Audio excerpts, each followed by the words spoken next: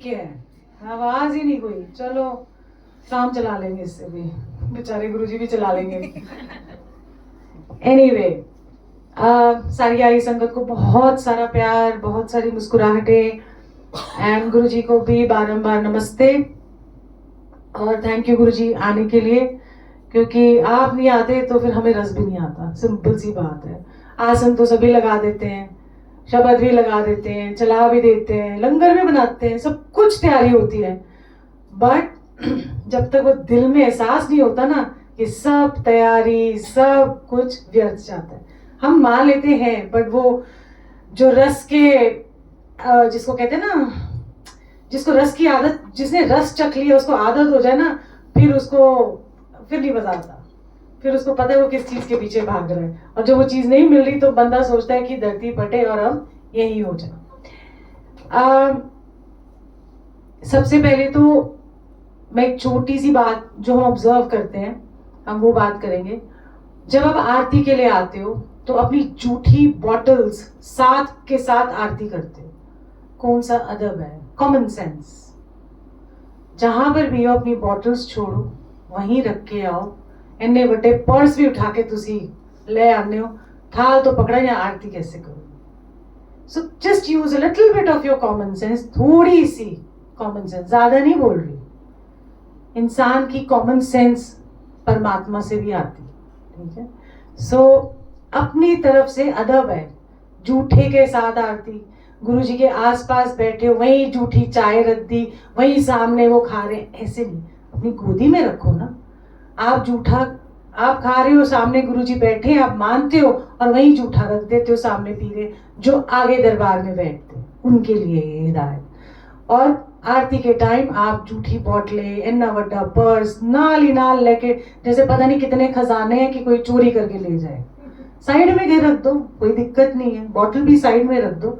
आओ, अगर आप गुरु का अदब सीखते हो तो ये छोटी छोटी बातों का ध्यान रखोगे ना, तो रस आपको और आएगा। ये नहीं कि उन्होंने गुस्सा कर जाना है, उन्होंने ये कर जाना है। एक अपनी तरफ से एक इज्जत होती है गुरु की, एक अपनी तरफ से उनका मान है। ऐसा नहीं है कि आप ऐसे रख दो, वो कोई बुरा नहीं मानेंगे, बट खुद के गुरु के लिए अगर आप ये सब करोगे तो फिर कहाँ का मान इज्जत होता है। छोटी सी बातों से पता लग जाता है कि कितना आपके गुरु जी के साथ आप जुड़े हो। बारीकी से जुड़ते तो सभी हैं, बट बारीकी से कौन और अंदर तक कैसे जुड़े, ये छोटी छोटी बातें ध्यान में आती है।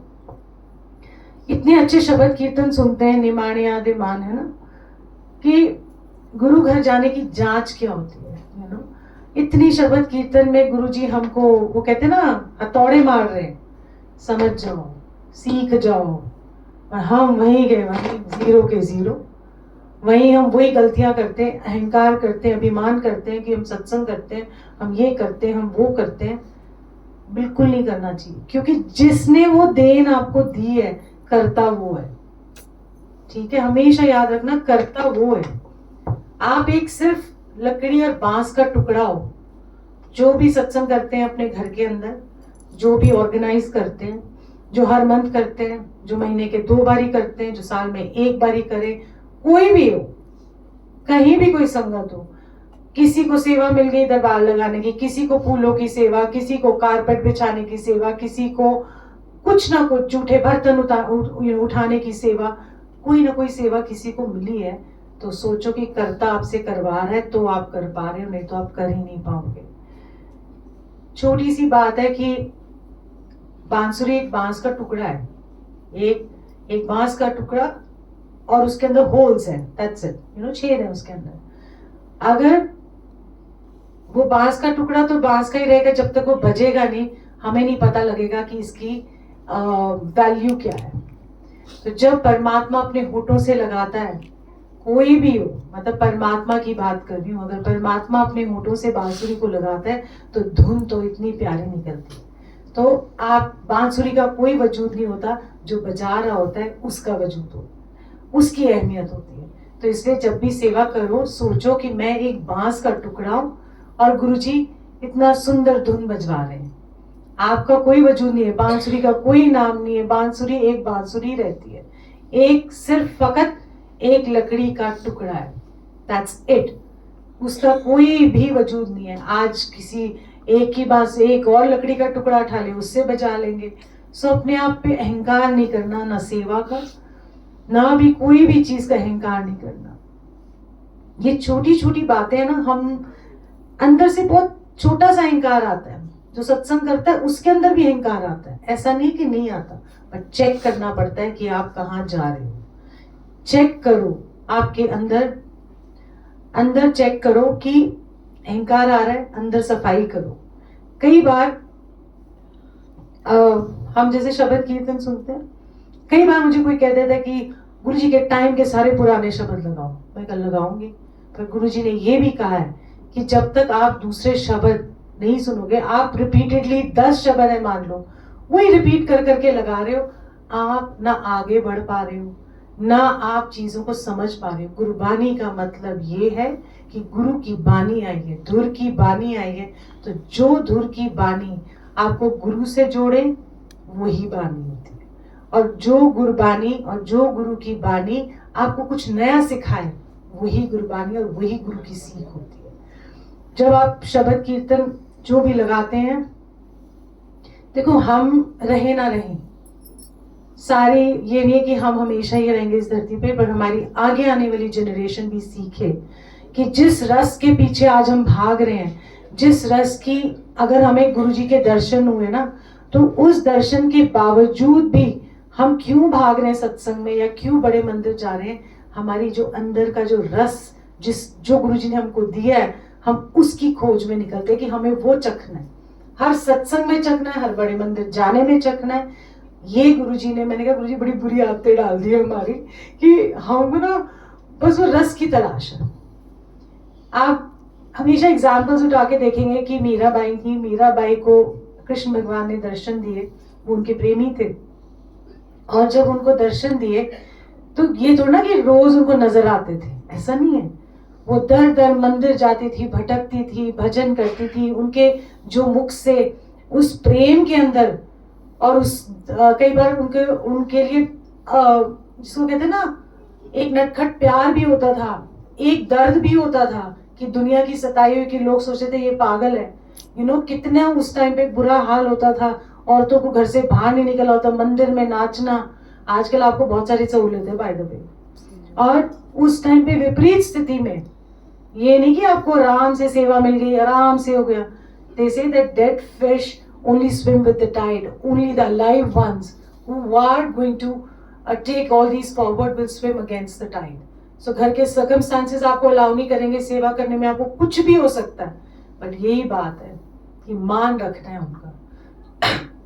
तो जब वो भटकती थी, जाती थी, मंदिरों में कीर्तन करती थी, या बोलती थी, या बैठ जाती थी, कुछ भी होता था, उनको वो रस की तलाश होती थी, वो कृष्ण के दर्शन की, कृष्ण का जो रस आ रहा था उनको, उसकी तलाश। तो इसीलिए आज हम बहुत बड़भागी हैं, हम बहुत भाग्यशाली हैं इस युग में, जहाँ पर इतना रूढ़िवादी नहीं है, कट्टरवाद नहीं है, कि हमें गुरुजी मिले।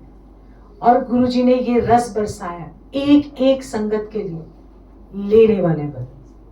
दिल खोलो, द्वार खोलो, और फिर आप देखो कि क्या रस है उनका। हम इस रस के पीछे तो भाग रहे हैं, नहीं तो कौन एक जगह से दूसरी जगह कौन जाता है। सत्संग भी सुनते हैं, बट जो वो शब्द गुरबानी में उनका जो रस टपक रहा होता है ना, और जो उनकी वाइब्रेशन और एनर्जी आती है ना, वो हमारा बेड़ा पार करेगा और कुछ नहीं करेगा। लंगर जो आप खाते हो यहाँ पर, कोई भी लंगर प्रसाद, जैसी भावना रखोगे ना, वैसा वो प्रसाद बन जाता है।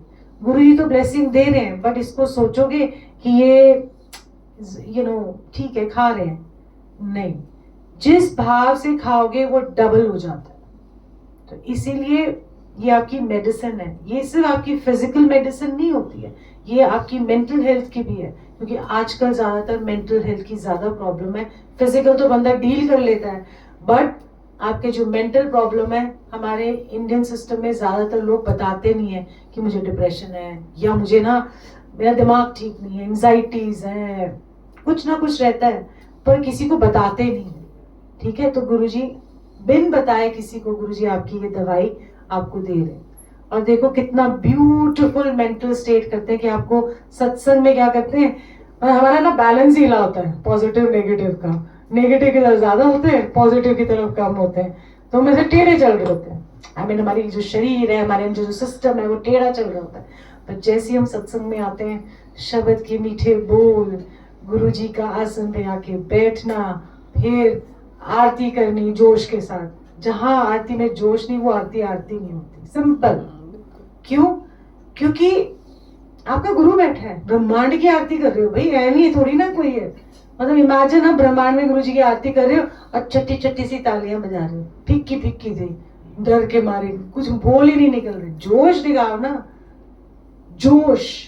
क्योंकि ब्रह्मांड के अंदर ब्रह्मांड का मालिक यहाँ उतरा हुआ है और यहाँ बैठा हुआ है, और आप सोच रहे हो डर के मारे तालियां नहीं बजानी, घंटियां नहीं बजानी, छेने नहीं बजाने। क्यों? मालिक बैठा है। हम जब गुरु जी के सामने होते तो हम तो खूब सारी तालियां भी बजा देते, घंटियां भी बजाते थे। और गुरु ने कोई वहां पर ABCD नहीं लिखा। उन्होंने नहीं ये बोला कि मेरी आरती करो। ये हमारा भाव है जो हम उनकी आरती करते हैं। और जितने भी सत्संग में हमारे से त्रुटि होती है, हमसे होती है, कोई ना कोई होती है, तो जब हम आरती करते हैं उसका, जिसको कहते हैं ना, ये संपूर्ण आहुति होती है। तो वो पूर्ण आहुति करते हैं ना हम लास्ट में, सारा का सारा डाल देते, चलो कोई त्रुटि हुई तो माफ करना। हमसे होती है, हम परफेक्ट नहीं है, और हम परफेक्ट बन भी नहीं सकते। तो इसीलिए अपने अंदर की जो आग है ना गुरु के प्यार की, वो पता लगती है कि कितनी है। फायदा क्या, सत्संग में भी कर लूंगी, मेरा ये ठीक हो गया, मेरे फाइनेंस ठीक हो गए, मेरे वो ठीक हो गए। वो तो गुरुजी कहते थे ये तो दुनिया के लड्डू हैं, हमको तो दुनिया का लड्डू नजर नहीं आता। वो कहते ना कितना सुंदर, आज देखो गुरु उनके घर खुद चल के गया कि कितनी बड़ी ब्लेसिंग थी, उसको अक्ल समझ में ही नहीं आई उनको। ये है ऐसे, हम भी मूर्ख हैं। जब गुरु घर चल के आता है, जब गुरु जी के सत्संग में उनको यहाँ बुलाते हैं, कितनी बड़ी बात है। अब छोटी सी बात देखो, गुरुजी, हम हर सत्संग करते हैं, हर जगह सत्संग करते हैं, कभी किसी ने सोचा है कि गुरुजी घर चल के आए?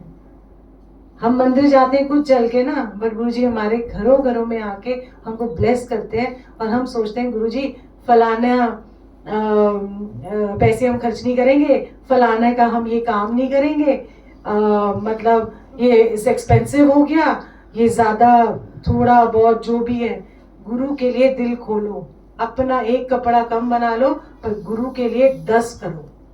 ये बात होती है, बात ये नहीं है। गुरुजी ने नहीं बोला कि मेरे डेकोरेशन करो, गुरुजी ने नहीं बोला इतना तामझाम करो, बट ये गुरु के संगत का आदर सत्कार होता है, ये गुरु का आदर सत्कार होता है। तो इसीलिए दिल भी बड़ा होना चाहिए। कई लोग कहते हैं ओ माय गॉड, हम तो 30-40 लोगों से ज्यादा सत्संग नहीं कर सकते। माय गॉड, घर इतना बड़ा दिया, मुझे 30 संगत दो। अरे दिल खोलो ना कि गुरु आ रहे, लाओ गुरुजी सारी संगत के साथ आप आओ, घर कोना कोना हमारा भरे। जितना दिल खोलोगे उतना ही आप सोचोगे कि आपके अंदर कंपैशन भी आता है, सेवा का भाव भी आता है। ओ माय गॉड, मेरे को तो डर लगता है, इतना लोग तो हम नहीं एडजस्ट कर सकते। I mean it happens.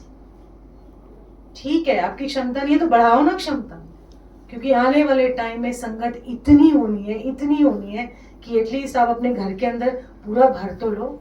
At least एक ठिकाना तो बन जाए किसी के लिए बैठने का। घरों में बैठ के दिखा दो 2 घंटे, 2 घंटे आप बैठ ही नहीं सकते, आपका माइंड नहीं चलेगा, घंटियां बजेंगी, लोग आएंगे, फोन आएंगे। यहाँ आपको देखो किसी का फोन आया, किसी का फोन नहीं आ रहा, सब बैठे हैं। सो ये 2 घंटे जो परमात्मा से जुड़ने के मिले हैं ना, इसको जाया मत करो, वेस्ट मत करो। और सत्संग भी ऐसे होने चाहिए कि दिल को छुए अंदर तक, कि गुरु जी को बस यही अरदास होती है हमारी कि आगे आने वाले टाइम में, कोई कहता है बड़ा माड़ा टाइम आएगा, कोई कहता है कुछ, मैं कहा जिसके घर में आप हो वहां पर माड़ा टाइम, हमें नहीं पता माड़ा टाइम क्या हो। जो आपके साथ है और जिनको आपने अपने साथ कर लिया, तो वो माड़ा टाइम भी माड़ा लगता ही नहीं है। सो इसीलिए ये मत सोचो कि अच्छा टाइम है बुरा टाइम है। और सत्संग तो बहुत सारे होते हैं, बट ये छोटी छोटी 1 2 3 4 5 6 एक वो बहुत दिन से नहीं सुनाया जो गुरुजी ने कहा था, निंदा नहीं सुननी किसी की। हाँ हाँ हाँ वो बहुत दिन से हाँ। नहीं सुना। हिंदा नहीं समझे? भाई आपको कोई बताता है जैसे आपको हार्ट की प्रॉब्लम हो गई, हाँ क्यों, है ना? हाँ। एनीवे, जब आप गुरुजी के साथ यहाँ बैठते हो ना सत्संग के अंदर, बड़े मंदिर भी जाते हो, चलो वहाँ वहाँ तो टाइम नहीं मिलता बैठने का, ठीक है ना, वहाँ तो चलो चलो हो जाती है, वो भी ठीक है, क्योंकि इतनी संगत होती है कि सबको बैठाने लगेंगे तो प्रैक्टिकली पॉसिबल नहीं है। तो वहां पर वो हेड ऑफिस है हमारा, बड़े मंदिर, सलाम साहब, यू नो, ओके, आ गए गुरुजी, सलाम साहब, नमस्ते, हेलो, हाय, लंगर किया, आ गए। क्योंकि इट्स नॉट प्रैक्टिकल, जो हमें पहले मिला बैठने के लिए और आराम से जुड़ने के लिए टाइम मिला, आज वो टाइम बदलता है, क्योंकि जितनी संगत होती है, यू नो, वो जितनी जितनी संगत बढ़ेगी उतना उतना मैनेज करना मुश्किल होता है, तो वो बहुत सही है। पर गुरुजी ने इसका ना सोल्यूशन दिया है आपको, ये सत्संग से, कि आप बैठ जा, जुड़ जा, वहां पर सलाम दुआ करने जाओ, hello hi, how are you doing Guruji, कैसे हो, ठीक ठाक हो, चल रहा है आपका ठीक ठाक, संगत आ रही है, यू नो, हेलो हाय करने जाओ गुरुजी को, अपनी ब्लेसिंग्स जो उन्होंने वहां, यू नो, आप अंदर नहीं भी गए, अपने भाव से उनके गेट के ऊपर माथा टेका, संगत की धूल आपके मत्थे लगती है, इससे बड़ी ब्लेसिंग नहीं हो सकती ये कि संगत की माथे की धूल आप अपने सर माथे पे रखते हो। सो सत्संग इसलिए है कि आप आके बैठ के जुड़ो, क्योंकि आगे आने वाले टाइम में और रश होने वाला है बड़े मंदिर में। तो अगर हम शिवरात्रि या जैसे बड़े फंक्शंस नहीं जा पाते हैं तो हमें बुरा नहीं लगता, क्योंकि हम सोचते हैं कि हम नई संगत को जगह दें, हम मैं भी ठूस से जाएंगे, बिचस्सी भी जाना है, नहीं, you give way to other new sangat which are coming. हम सारे अगर चलने चले गए तो फिर तो मुझे लगता है 3 दिन बारी नहीं आनी किसी की, इतना रश होगा। सो इसीलिए we make way for other people. Even नए जब सत्संग में आते हो, जो नई संगत आती है उसको आगे बैठने कि अच्छा ये पहली बार आया, इसको बैठाता है, ये गुरुजी के दरबार में बैठे, ये भी ब्लेसिंग्स ले और ये भी महसूस करे गुरुजी को जैसे मैंने किया। ये होती है असली सेवा और ये होता है असली भाव जुड़ने का। सानू नहीं पहले ही अपना सूट शूट लालू कैसे, पहले ही वहां जाके था करके बैठ जाओ, ये सबके लिए इंस्ट्रक्शंस हैं। एवरीबडी जो मेरे पीछे आगे सब बैठे उनके लिए, तुसी ना है थड़ा मार के बैठ जाते हो, पर मैं तो आगे बैठना, मेरा तो ध्यान नहीं लगता। वो काम करो कि जो आया नया उसको आगे बैठा के देखो, और जब वो बैठेगा तब वो जुड़ेगा, आपकी ब्लेसिंग्स डबल होती है। गुरु आपका भाव चेक करता है, आपके अंदर की मनोस्थिति चेक करता है। मैं इधर भी मैं ही है, बैठने में भी मैं नजर आती है। सो इसीलिए ये छोटी सी बात है। और मैं एक सत्संग सुनाती हूँ कि कहीं और जब बैठो ना तो अपने दिल का हाल गुरु जी को जरूर बता दो। इसका सत्संग है कि ऐसी मेरी एक फ्रेंड थी एंड यू नो, मैं उसको कहती थी कि चल गुरुजी के पास चल, गुरुजी के पास चल, एंड उसको बोलती रही तो वो कहती थी कि अच्छा चलूंगी। वो बहुत परेशान थी एंड कहते मेरा हस्बैंड अलाउ नहीं करेगा, ये है वो है फलाना ढिमकाना जो भी था। तो वो बहाने से कहती थी कि मैं ओल्गा के साथ डिनर पे जा रही हूँ और हम गुरुजी के पास बात नहीं करते, गुरुजी के पास जा रहे हैं। तो वहां पहुंचे तो वहां भी उसने रोना पिटना सारा टाइम, गुरुजी के सामने भी रोती रहना जार जार करके ना, आवाज नहीं निकालती थी पर आंसू ऐसे बहते थे जैसे पता नहीं क्या हो गया। एक बार गई, 2 बार गई, 3 बार गई, और उसकी प्रॉब्लम्स ना मैं सुनना शुरू कर दिया और मैं उसकी प्रॉब्लम में गहराई में डूब गई।